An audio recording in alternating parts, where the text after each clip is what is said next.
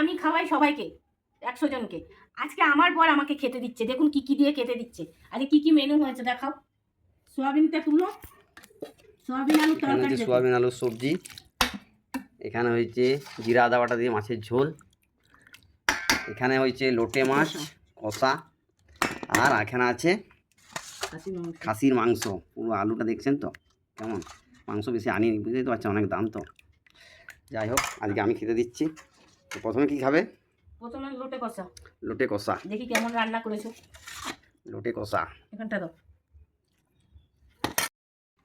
এবারে দিচ্ছি খাসির মাংস। এখানে দেবো? এই তো খাসির মাংসটা কেমন হয়েছে দেখো।